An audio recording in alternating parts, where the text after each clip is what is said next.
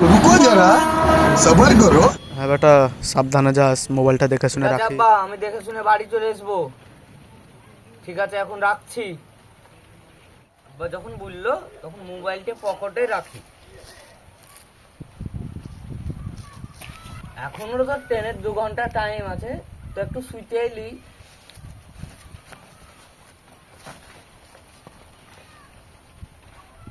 2 hours later.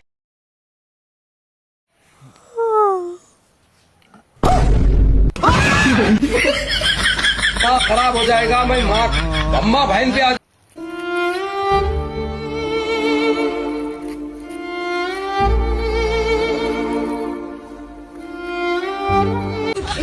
Second